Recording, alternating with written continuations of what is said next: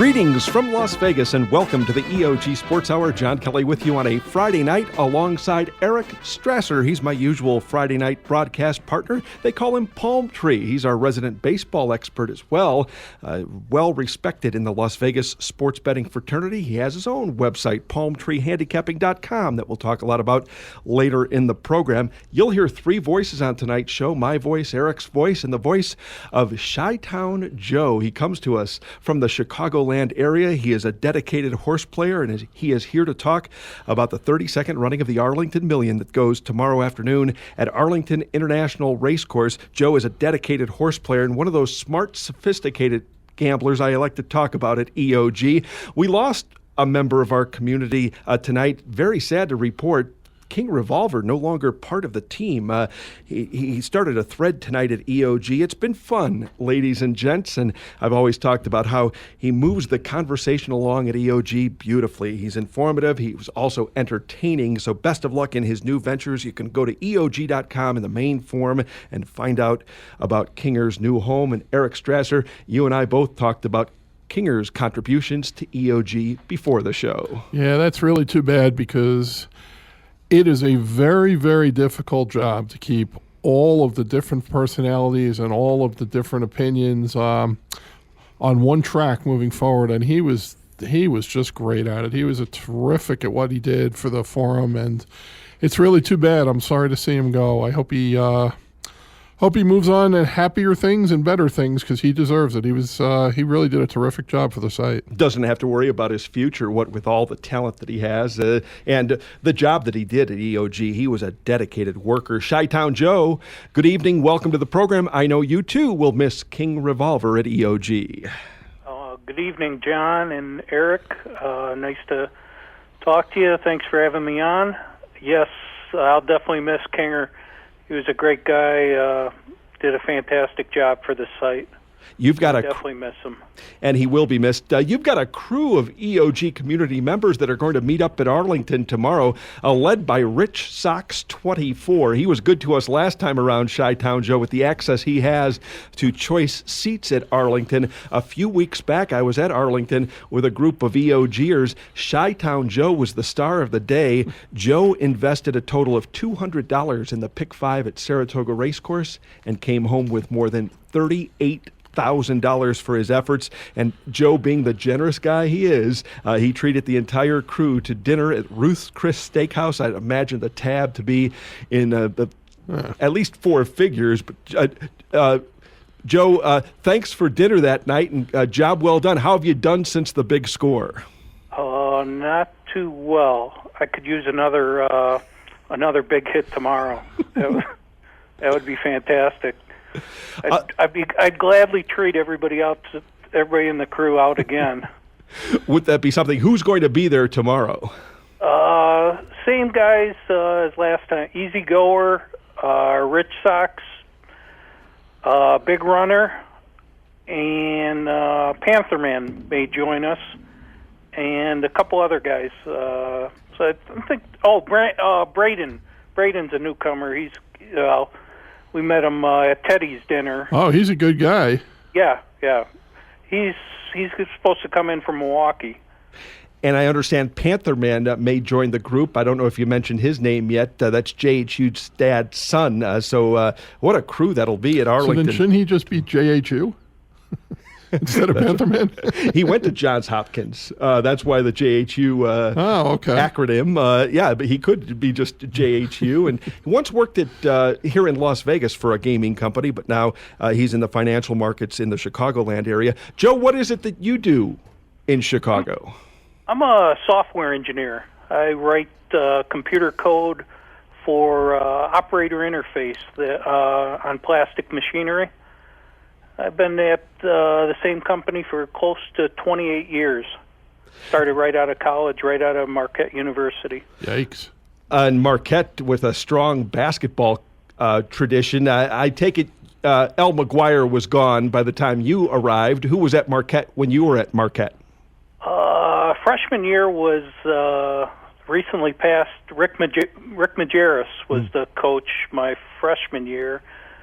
Or he might have been the sophomore year. Hank Raymonds took over for the program when Al stepped down, and I think he was there my freshman year, and then Rick Majerus was there for 2 years after that, and Doc Rivers was there. He was a junior when I was a freshman. ChiTownJoe, our leadoff guest on tonight's program, palm tree set on deck to preview tomorrow's Major League Baseball card. By the way, Palm Tree gave us 6 plays last week, 4 wins, 2 losses, a profit of more than 3 units. Tonight, he'll give us 2 plays and a possible third selection, so stay tuned for that. I've got a quick note on Big Ten football that I want to relay to our listeners tonight. And ChiTownJoe is here to preview the Arlington Million. In fact, he's not only going to look at the Million tomorrow at Arlington. He's going to lay out a Pick 4 ticket covering races 7 through 10. There is a $200,000 guaranteed pool in races 7 through 10 for the Pick 4 at Arlington. And the one disappointment on the card, Joe, is the field size for the Arlington Million. No Arlington Million has been run with fewer horses. They have only 7 horses going in tomorrow's Arlington Million. Now, they've had 7 horses in the past, but never 6 horses. It's disappointing that they couldn't recruit more horse flesh for $1 million race. Yeah, it seems like there's a lot of $1 million races these days, and it's got to be a tough job for the racing secretary to get, a lot of participants to travel overseas or come from different venues. It just seems like there's back in the early 80s when the Arlington Million, the first running, it was the only $1 million race in North America, and now there's $1 million races every other weekend, it seems like. Although not quite that often, but there are quite a few $1 million races. Like Belmont just had a big day in July after the Belmont Stakes. Seems like New York racing, they're trying to have more bigger days and less races, so to speak. They're trying to get more quality instead of quantity. Let's lead off with the Arlington Million, Joe. The field of 7 going 1.25 miles over the turf course at Arlington. The morning line favorite is the Breeders' Cup Turf winner from last season, Magician. The second choice is the defending champion, Real Solution, at odds of 5-2. How deep do you have to go on your Pick 4 ticket to cover the Arlington Million? Well, I'm going to single, actually. I really like the 2-horse, Smoking Sun. I think he's been pointed to this race, and all from his last race, he ran on a left-handed course in Singapore, the Singapore Airlines International Cup, a Grade 1, and he made a tremendous move down the stretch. And the front runner, he was too far ahead. The 2 Smoking Sun had a very good trip, but he was outside. He was probably about 6 or 7 lengths behind at the top of the stretch, and made a big run to finish about 1.5 lengths back. But I was very impressed by that race, and all indications are that he's doing very well at Arlington.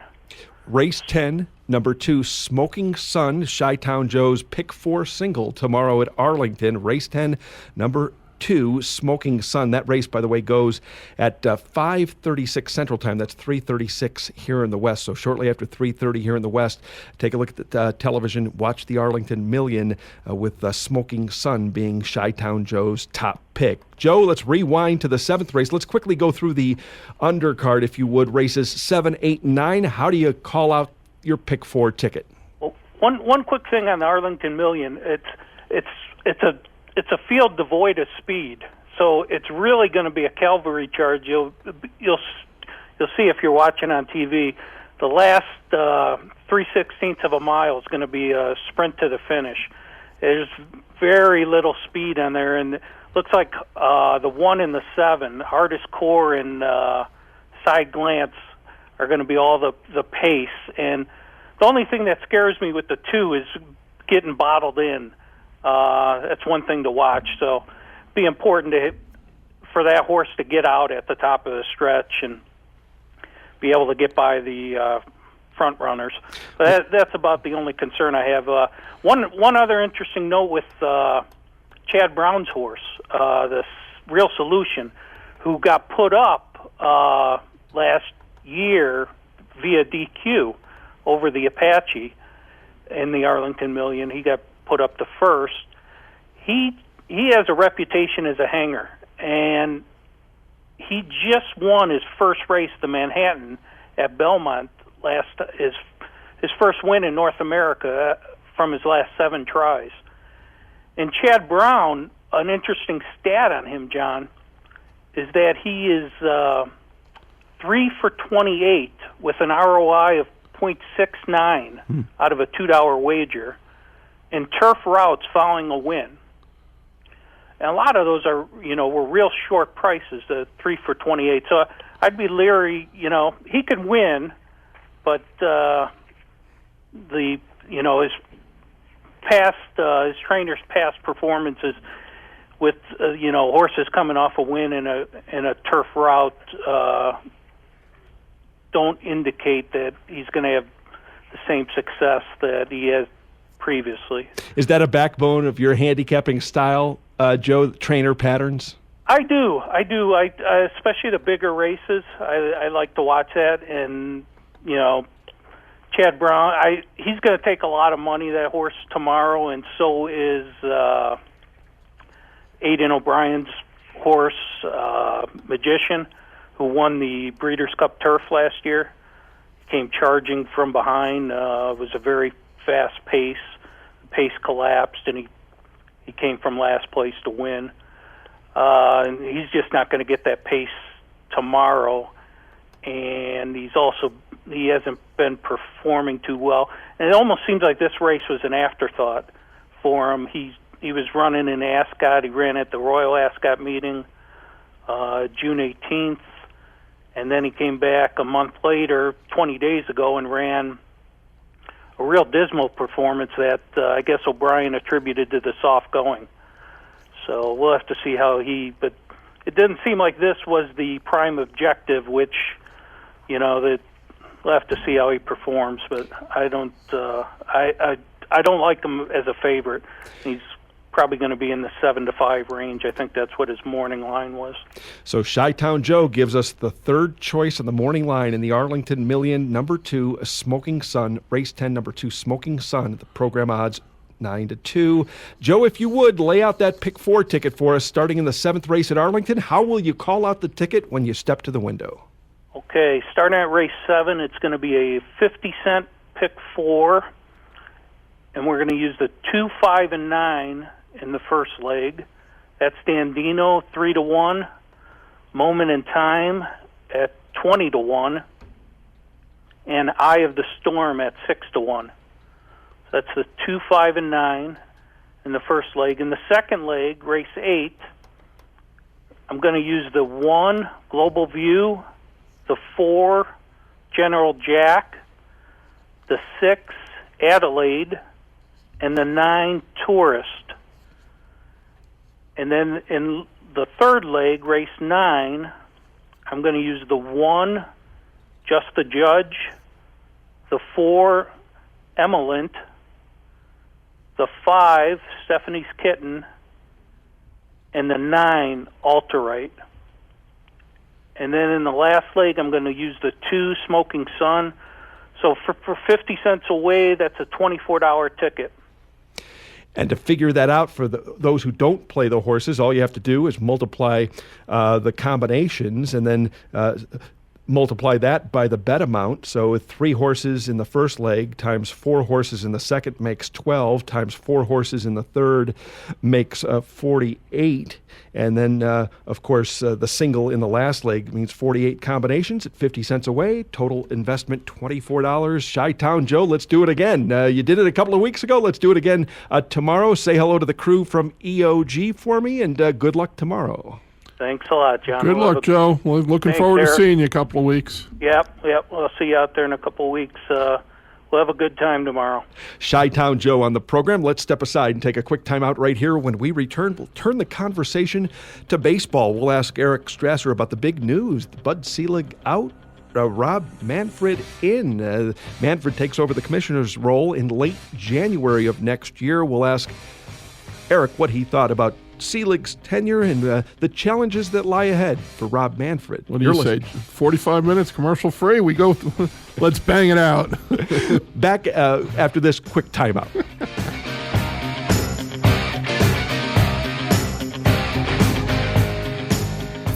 There's no such thing as a sure thing, unless you're talking about Ion Gaming. Ion Gaming is a website dedicated to the hearts and minds of sports bettors everywhere. If you're looking for smart, sophisticated sports handicapping information and insight, go to EOG.com. If you're looking for the latest news on the ever-changing landscape of Nevada's race and sportsbook industry, go to EOG.com. If you're looking for the most recent developments involving the worldwide sports betting scene with an emphasis on the leading sports books in San Jose, Costa Rica, go to EOG.com. And finally, if you're looking to join an online community of sports gamblers where registration is free and the information is priceless, go to EOG.com. You get the idea. Why gamble on other sports betting websites when Ion Gaming is a sure thing? And I love a sure thing. Hi, this is Rick Alec, president of Sports Options. Sports Options is a sports information tool designed to give sports bettors of all types the necessary edge needed to improve their bottom line. With Sports Options, you'll never lay a bad number again. We provide you with live odds from the leading sports books in the world, from Costa Rica to Curacao, London to Las Vegas, and everywhere in between. Sports Options also provides the fastest and most accurate injury information, lightning-quick score updates, and game analysis from 30-year handicapping veteran Mark Simons. We offer affordable services for players of all levels, starting at just $99 per month. To see which service best fits your needs, you can take advantage of our 7-day free trial. No credit card is needed. Just go to www.sportsoptions.com and click on the free trial link. I'm confident you'll be impressed with our product, and you'll find it the most complete and comprehensive on the market. In fact, if you don't like Sports Options after 30 days, we'll refund you 100% of your subscription costs, no questions asked. Go to sportsoptions.com for all the details or call 702-835-1743, and one of our friendly customer service representatives will be happy to help you. Sports Options, information you can bet on.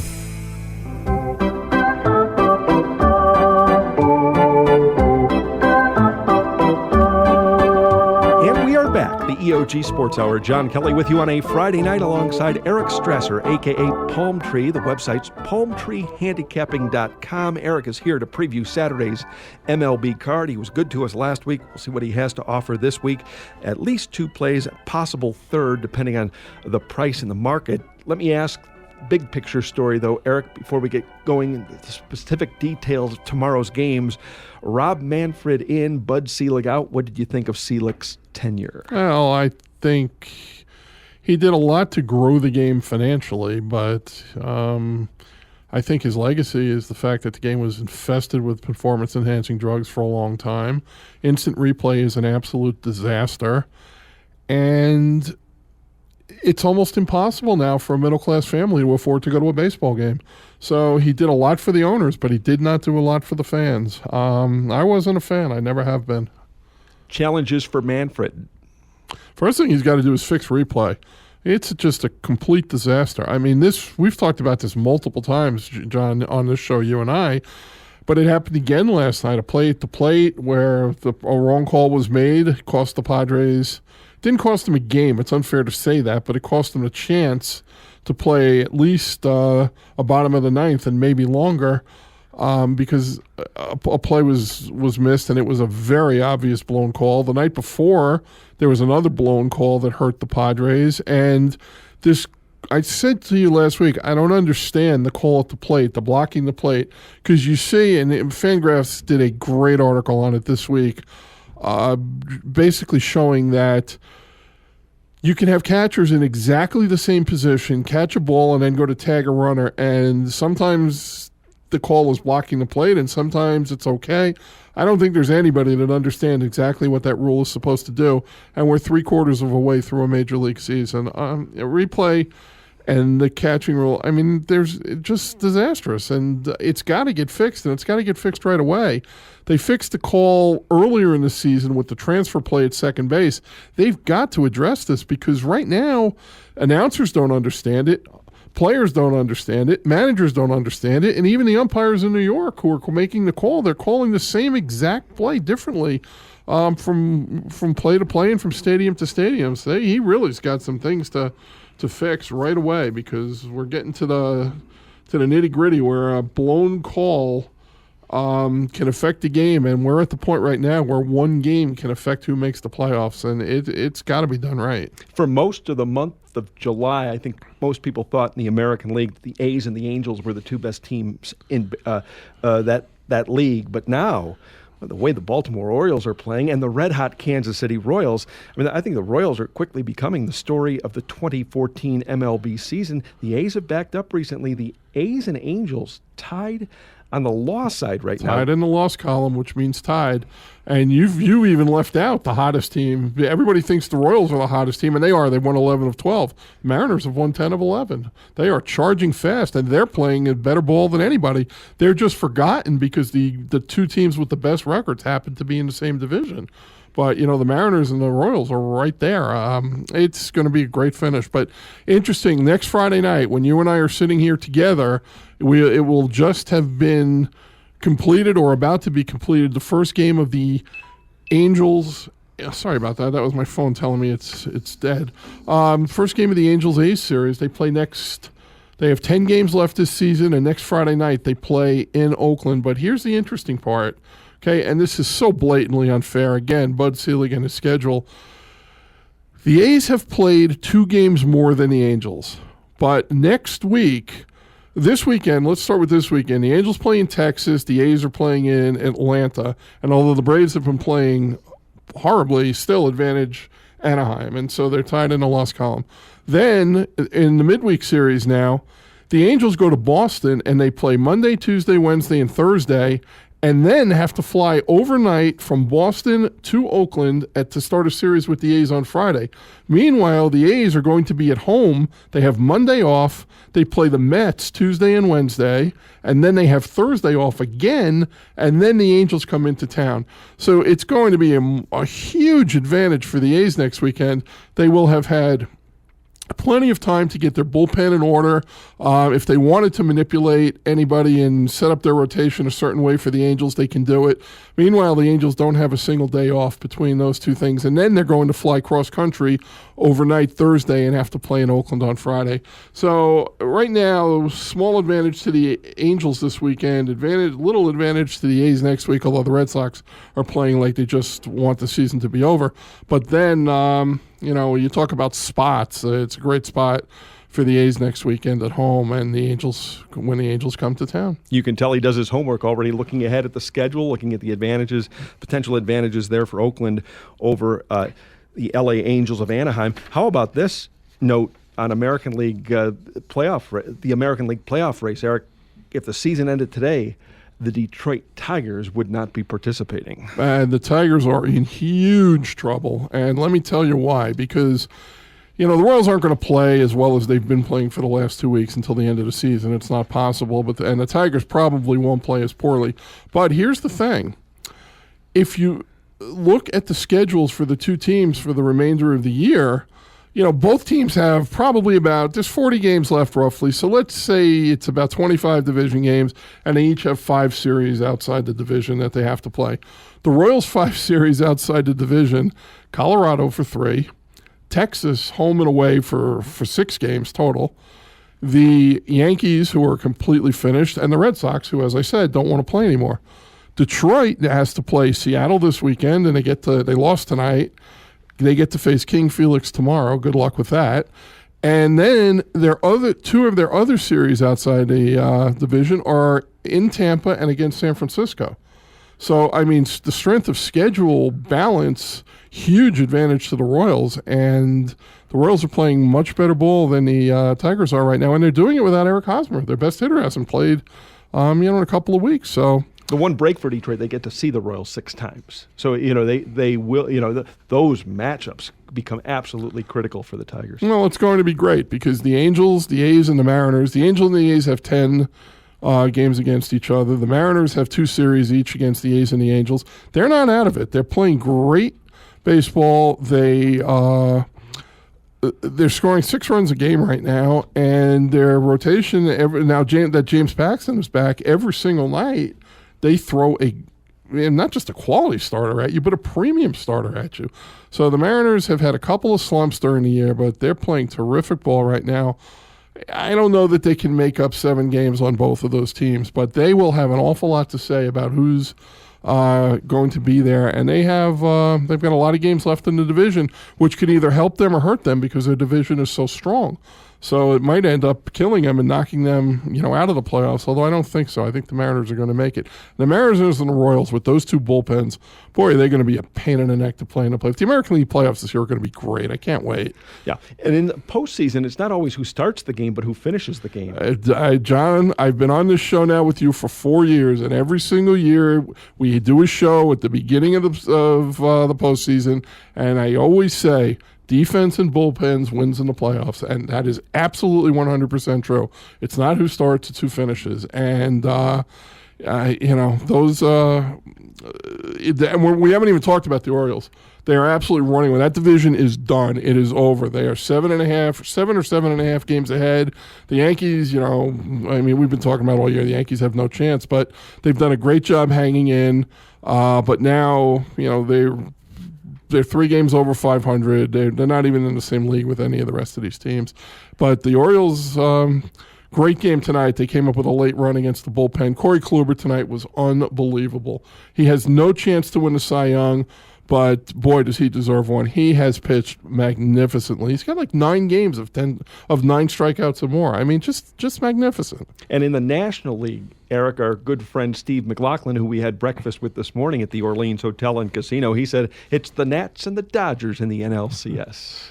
Well, I've been saying all year, and before the season, when you asked me for my best futures bet, I said the Nationals to win the National League East at -125, and they're finally starting to play like they should have played all year, but they were very, very banged up. Ryan Zimmerman's been in and out of the lineup. Jordan Zimmerman's missed some time. Bryce Harper missed, half the season, but they are firing on all cylinders now. Anthony Rendon is now hitting 3rd in the lineup. Jason Worth is out now. I mean, they've had all kinds of injury problems. The one thing with the Nationals, people talk about how strong their bullpen is. I think their bullpen is very vulnerable.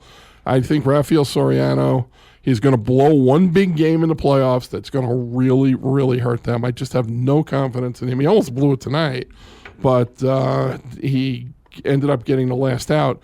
But I love the Nationals team.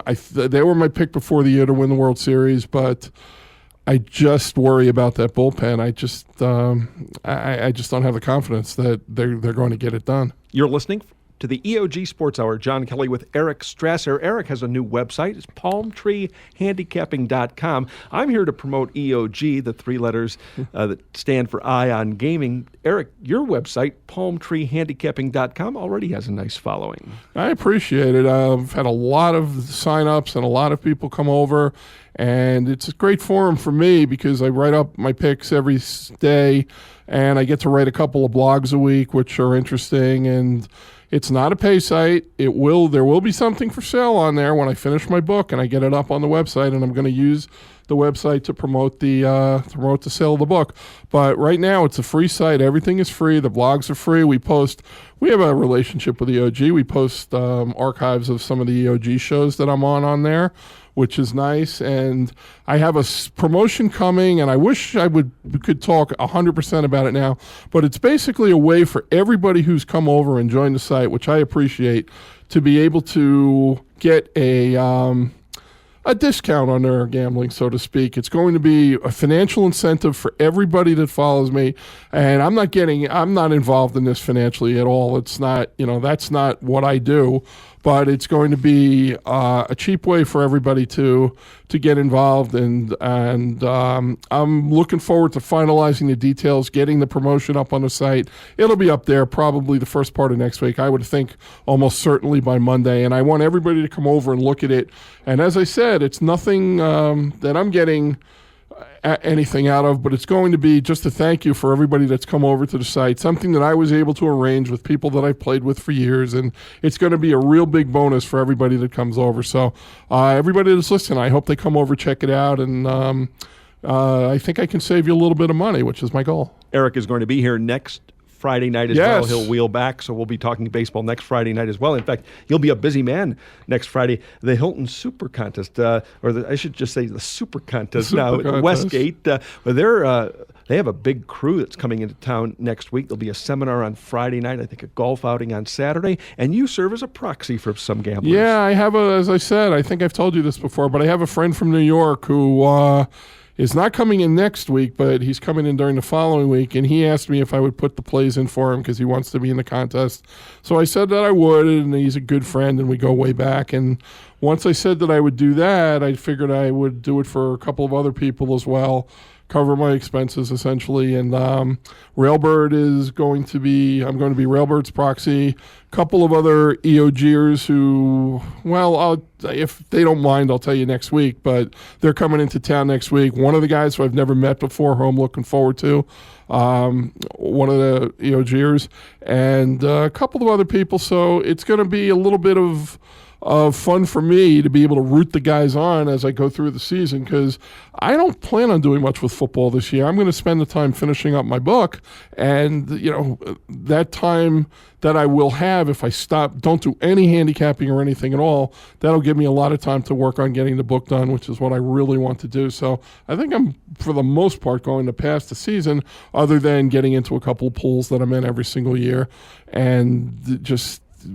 having a little bit of a rooting interest over the weekends. But I'm looking forward to it. I'm looking forward to meeting the guys next week. It should be an awful lot of fun. Before we get into Saturday's Major League Baseball card and Eric's 3 selections, 2 for sure, and a third possible, and I still have that Big Ten football note that I want to relate to you. Eric, you have a couple of stories dealing with Major League Baseball action from this past week.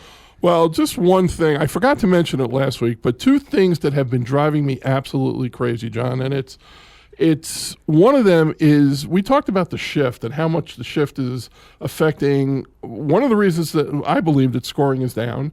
And also just the fact that teams are playing completely differently on defense. And as a result, a couple of things are happening. Number one, you see a couple of different teams that are at the top of the defensive ratings, according to Baseball Prospectus, which makes a little bit of sense. But number two, this was last Friday night. I was watching a game, and you and I have talked about this, but I forgot to mention it on the show last Friday.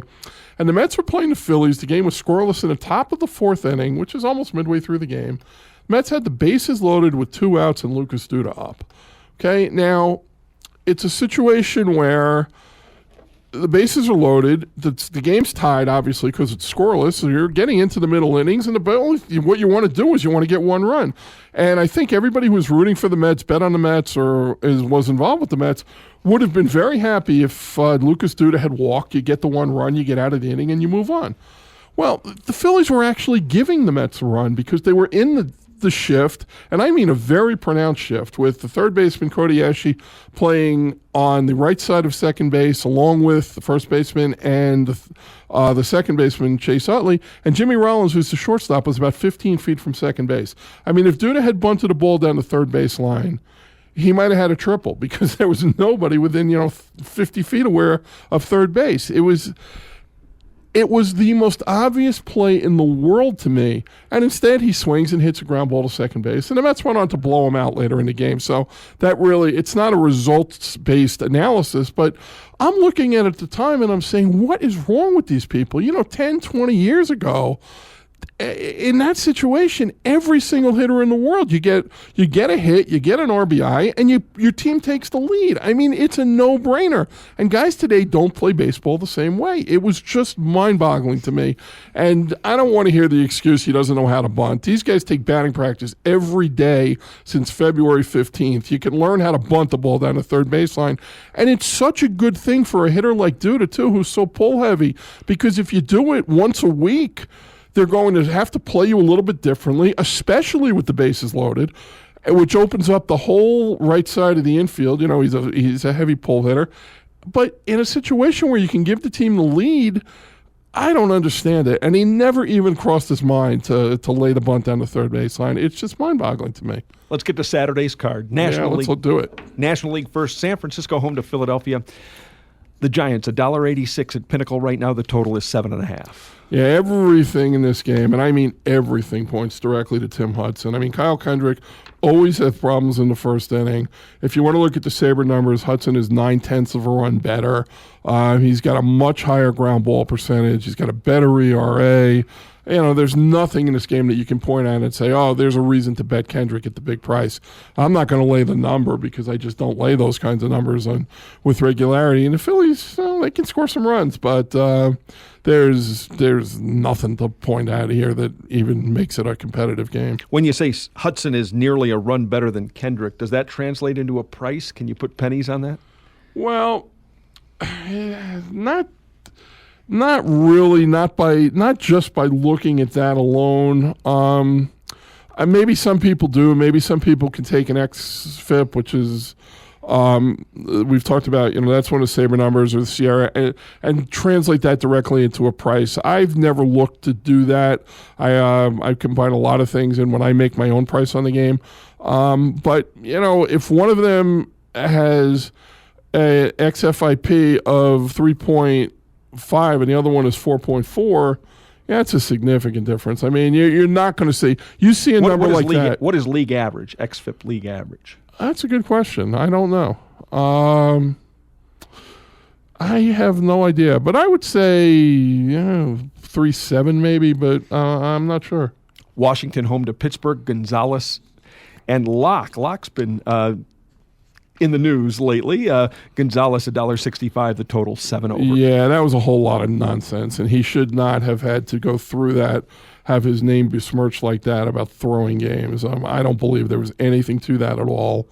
It's really not even a story that should be talked about because it just puts his name in a negative light, and I don't think he deserves it. I think he's going to get what he deserves tomorrow, though, because I think the Nationals are going to bury the Pirates. Again, I'm not laying the big price, but Jeff Locke, we started to see some signs of regression and some signs of him coming back to earth because he was throwing very well earlier in the summer. Gio Gonzalez, for Gio Gonzalez to be 6-9 on a team that's almost 15, almost a division winner that's going to finish with 90-plus wins, that's just terrible. But it's a very bad matchup for the Pirates against Gonzalez.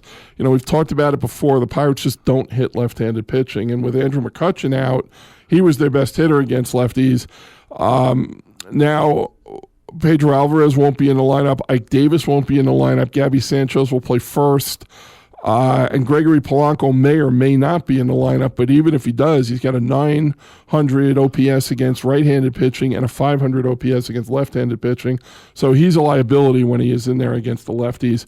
The Nationals do hit left-handed pitching fairly well. Anthony Rendon and Desmond are both really performing well offensively, and they both have great numbers against lefties. I think the Nationals, especially they're playing right now, are going to win the game tomorrow, and I wouldn't be surprised if it was a multiple run win, but the price is high, so it's not something I'm going to lay. Mm-hmm. Do you have parameters, Palm Tree? Will you let? It's $1.65. You said Washington's going to bury Pittsburgh. That would make me think that I'd lay the $1.65. Yeah, I understand what you're saying, and sometimes that's just the right move. The price is high. And I think the price is too low in that game. When I was calculating a number for myself, I think I made it, I don't really know because I didn't look too strongly at the game because the price was that high, but I think I made it high 180s. So I think there is some value in the Nationals. Gonzalez, he just has games, though, that where you just look at the talent level and you look at the way he pitches sometimes where he just has no control. He walks too many guys, and he gives up long balls too. So he's not a guy that I like to lay a big price on because the inconsistency is a little bit more than I'm comfortable with. But the Pirates, to me, are just unbettable against a solid left-handed starter. Mets and Cubs at Citi Field. Neese and Straley. John Neese, $1.52. The total 7.5 under. Yeah, Russ Culver told me about a week ago that John Neese is hurt, and he hasn't been pitching well, and he actually does look a little bit different. So Russ has great sources of information, and I don't think this was a secret, but John Neese, he had a good game his last time out, but that was one good game, since he's come back off the DL. And I think Dan Straley's the type of guy that are going to give the Mets a lot of trouble. He's primarily a fly ball pitcher, but in Citi Field, that's not the end of the world. Straley, he came over from the Cubs in the Samardzija deal. He hasn't pitched for the Cubs yet. He's been Came pitching over from the A's. I'm sorry, from the A's, yeah, in the Samardzija deal. He's been at AAA and he's in Iowa and he's been pitching there. I kind of like Straley. He's tall. He's got an over-the-top delivery. He throws downhill.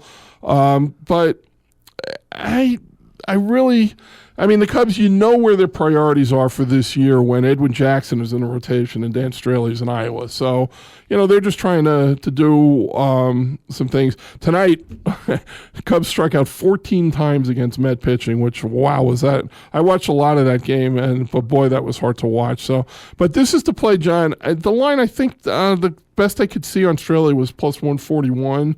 I think it's probably going to go higher, and I think if it gets up into the low 150s, I think it's worth a play. That's the possibility play that I was talking to you about before the show. I think, in a decent number, but I have a play on the Cubs in the series against the Mets at a good number, so I'm not going to be playing it. But I think, if you could get 150, if it does move higher in the morning, I think that's a pretty solid piece of value. So a conditional play, Cubs plus $1.50 or better, says Palm Tree. Miami home to Arizona, Alvarez and Miley. The Marlins $1.44, the total 7 over. Yeah, that number seems a little bit high to me against Wade Miley. Wade Miley, his last start wasn't great. He hasn't been at his best, but earlier in the summer, he had a really, really good run. And the Diamondbacks, I didn't play him tonight at a big number because Trevor Cahill has really turned his season around, and he's pitching very well right now. That game tonight, the only game this year in the major leagues where 5 runs were scored in the first inning and then nothing the rest of the game. It was 3-2 after 1, and it finished 3-2. An incredible game.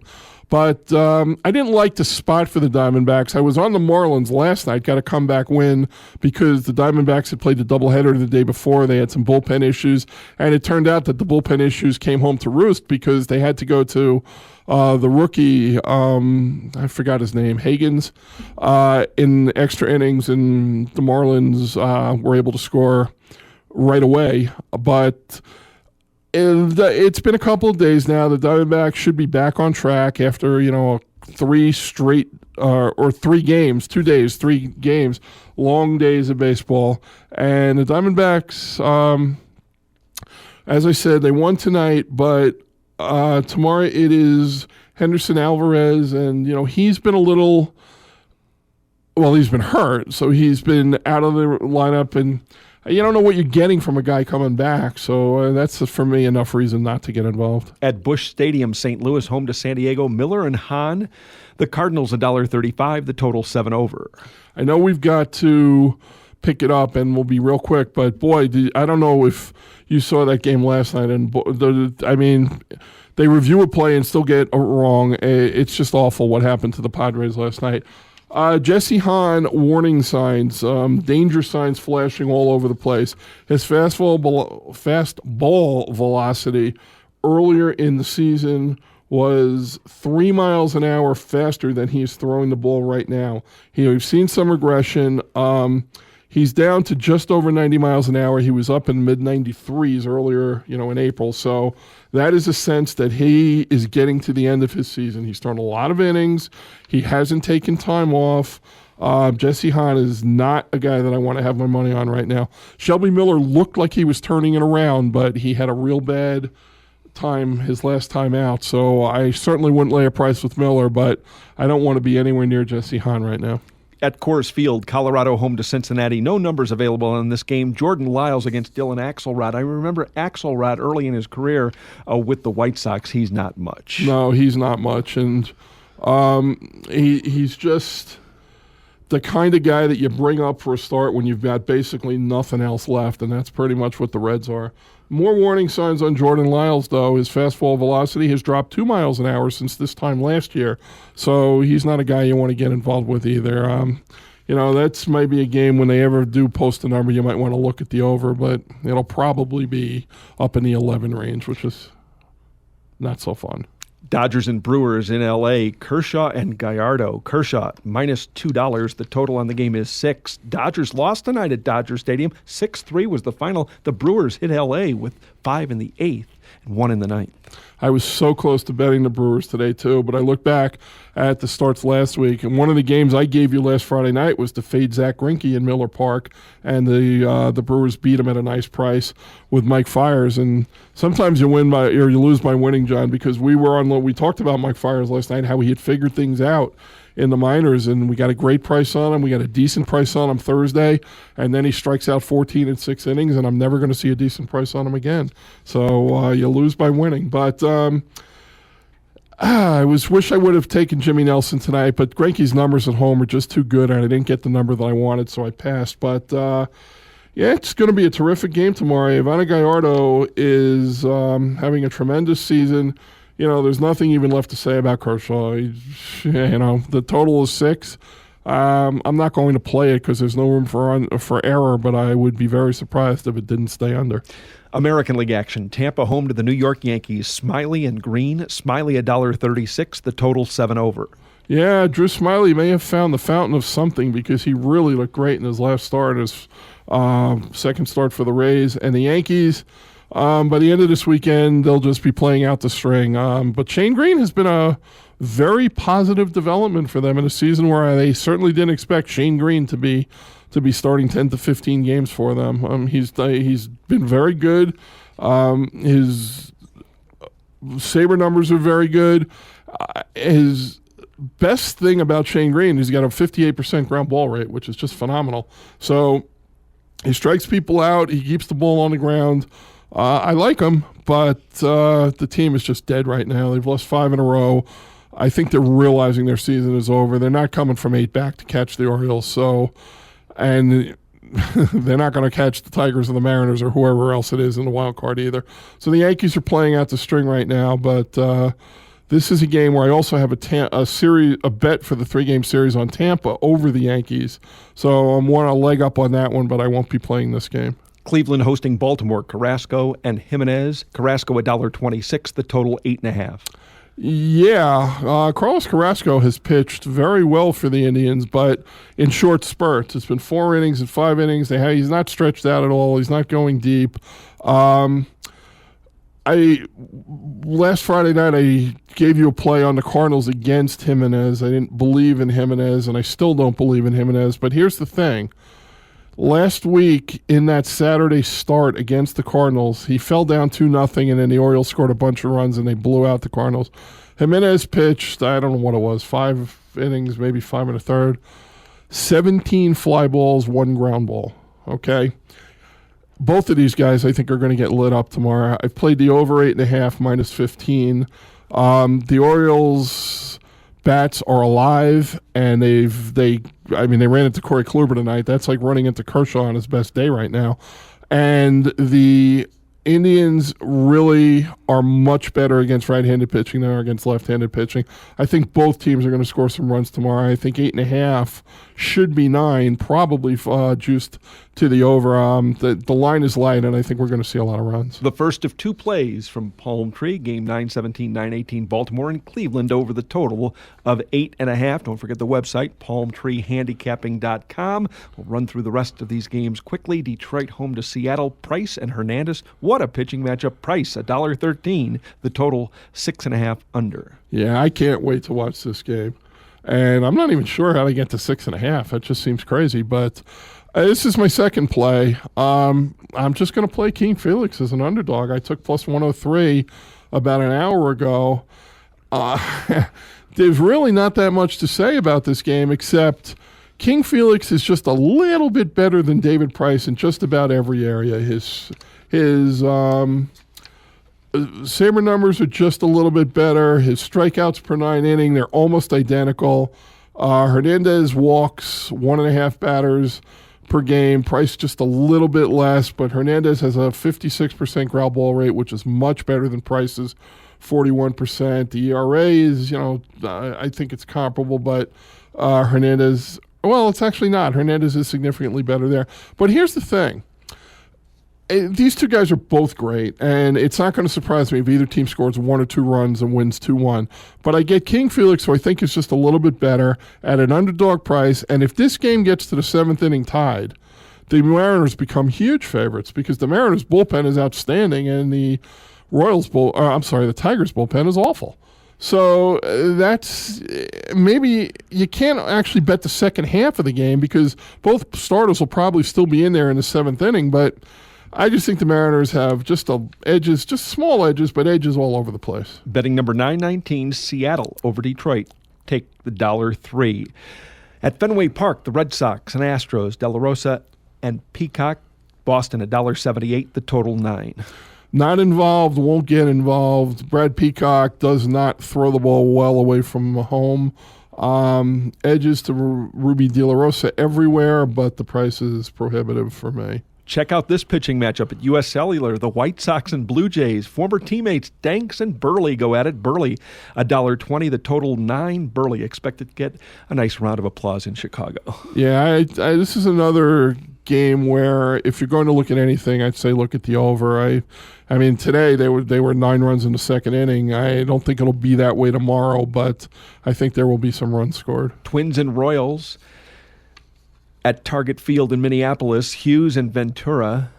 This game a pick.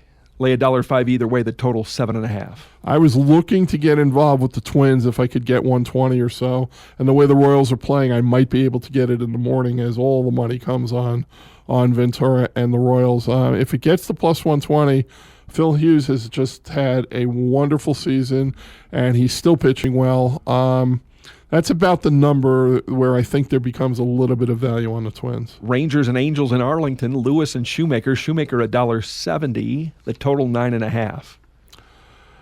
I really don't know what to say about this game. The Angels have just dominated the Rangers in Arlington all season long. Shoemaker has pitched very well. He continues to pitch well. Colby Lewis has had a little bit of a comeback. He's pitching better than, obviously, coming back off the injury than he was.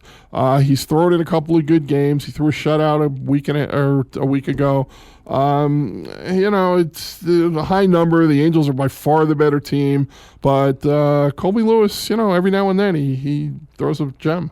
The only interleague game on the Saturday schedule, Atlanta hosting Oakland, Tehran, and Gray. Gray on the road, $1.15. The total low at 6.5. Julio Teheran's last 2 starts have been abysmal. He's been terrible, but the A's right now can't hit. And the A's, we talked about it 2 weeks ago, the night after the trade deadline, and I said to you, I don't know that it was worth getting John Lester, giving up the cleanup hitter and having to restructure the whole lineup. And so far, the A's have not responded well to that trade. They've lost what now? 4 out of 5. It might even be a longer streak than that. And tonight they were just dead. And the Braves hit a bunch of home runs tonight, which maybe gets them out of their slump. When the Braves hit home runs, they tend to come in bunches. And when they're hitting home runs, they tend to win. So Teheran's been bad. Gray has been good. But the A's offense makes them unplayable right now for me. So once again, it's a pass. Eric Strasser, thanks for the contributions. 2 plays from Palm Tree tonight. Game 9-17, 9-18. Baltimore, Cleveland over 8.5. Game 9-19. Seattle plus $1.03 over Detroit in that beautiful pitching matchup between King Felix and David Price. Here's my one college football note involving Big Ten football. Actually, football at any level. New coaching staffs, beware. Purdue's coaching staff turned over last year. Darrell Hazel was in his first year at Purdue last year. They went 1-11 overall, 0-8 in the Big Ten. Here's what Darrell Hazel said at the Big Ten media conference. He said, when you first come in, coaches have to get accustomed to the other coaches. Coaches have to start talking to the players. Coaches have to tell the equipment people how they want things done. They even have to talk to the trainers in terms of protocol. He said, last year at this time, this is Darrell Hazel talking at the Big Ten media conference. Last year at this time, we could not even call a play.